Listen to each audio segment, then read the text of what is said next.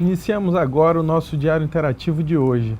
E o nosso tema são as alternativas para a preservação do meio ambiente. E é com muito prazer que recebemos o Everton Oliveira, que é sócio fundador e diretor comercial da Ecoloop, como também o Alessandro Dinelli, fundador e diretor da Descarte Correto.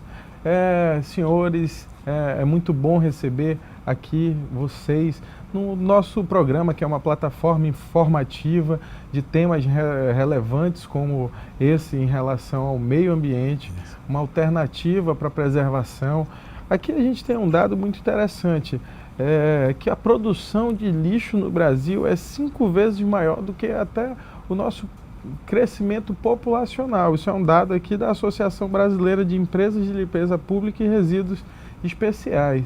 É algo alarmante, é algo preocupante, principalmente aqui no Amazonas. Vivemos no coração da nossa Amazônia, e aí a gente tem poucas alternativas ou pouca propagação dessa informação em relação à destinação de alguns resíduos. E aí é importante aqui dentro do Diário Interativo a gente informar um pouco do trabalho de vocês falando sobre isso.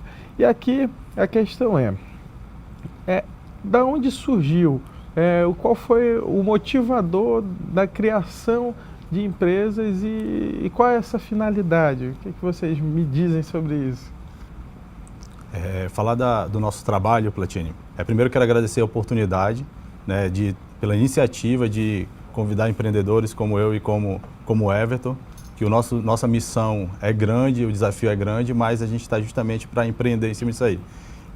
Falar da Descarte Correto, a Descarte nasceu de um trabalho, de uma missão de transformar o lixo eletrônico em benefícios econômicos e socioambientais. Eu pegava computadores, recuperava computadores e criava centros de inclusão digital na comunidade de baixa renda. Porque eu tive um impacto de selecionando jovens e esse jovem não sabia usar a informática. E a partir dali eu assumi uma missão de implementar centros de inclusão digital. A coisa foi crescendo tanto, porque muito material a gente recebia de doação e outra parte a gente não conseguia recuperar. Então foi transformando um verdadeiro montanha de lixo eletrônico. 2 salas de casa estavam muito cheias. Então aí comecei a pesquisar o que fazer com aquele lixo eletrônico. E fui saber que, na verdade, eu estava ali com bastante matéria-prima e com valor agregado que poderia fazer algo diferente. De um problema enxergar uma oportunidade. Certo. E aí, Everton, o que tu me diz sobre isso? No meu caso, a minha história com essa situação do meio ambiente começou em 2012, na época que teve aquela convenção da ONU no Rio de Janeiro, a Rio+20, e eu percebi que muito se falava e pouco se fazia. Inclusive, existia um dado aqui de Manaus que menos de 0,1% do material que era descartado era devidamente destinado, era reciclado. Então, eu verifiquei que havia um vácuo muito grande nessa situação em relação ao poder público. Não existia uma iniciativa efetiva na questão do fomento da coleta seletiva em Manaus.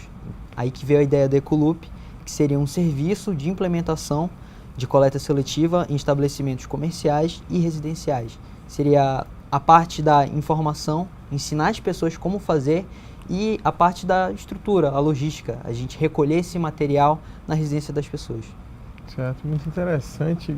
Legal, Alessandro, que começou aí também, né? Uma questão de um projeto social, aí se acumulou, pesquisou e teve aí também essa ideia. E deixa eu perguntar uma coisa para vocês. Hoje, existe algum dado de qual a quantidade de lixo que é produzido em média aqui em Manaus ou no Amazonas? Existe algum dado nesse sentido? Eu vou te falar um pouco na nossa área de atuação, né? Quando eu fiquei pesquisando sobre a questão das 2 salas, eu tive um outro impacto, que foi que a ONU alertando que 40 milhões de toneladas de lixo eletrônico é descartado incorretamente no mundo.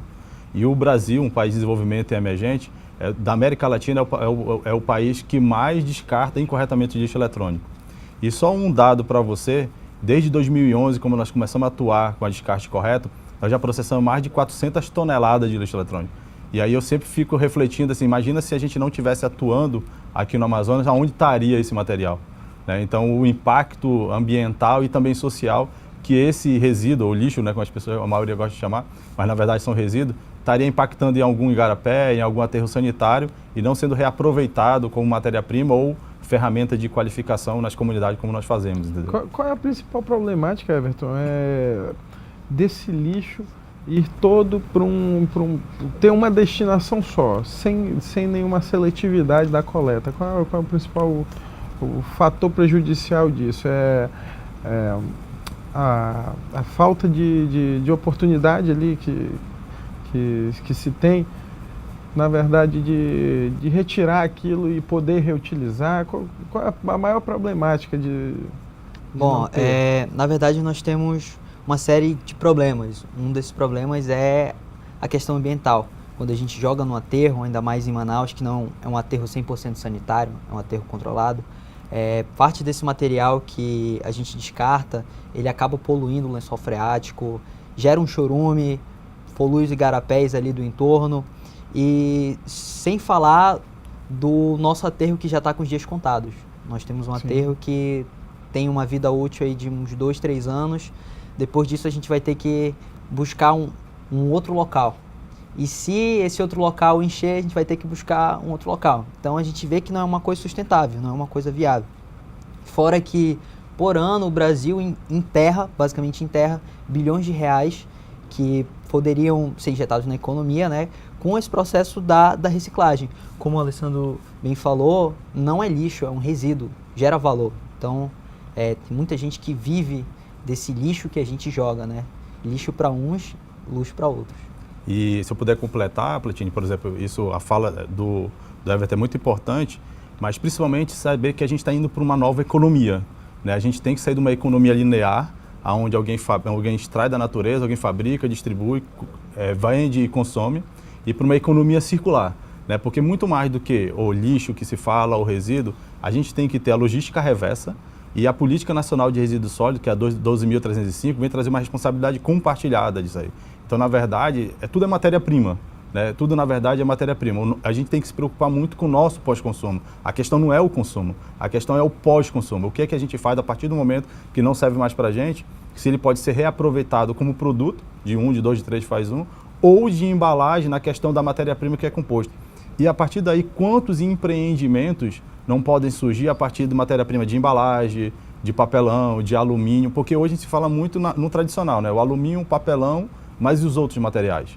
Né? Eu gosto sempre de frisar, por exemplo, aonde que todo mundo descarta hoje remédios, né? Vencidos, tudinho. Então, imagina dessa quantidade de resíduo, quanto de oportunidade para empreendedores, para o setor público, para cooperativas, podem surgir cada vez mais, entendeu? Com toda certeza. Everton, Alessandro, nós vamos precisar de um minutinho para um breve intervalo comercial, e aí daqui a pouco retornaremos com o nosso Diário Interativo.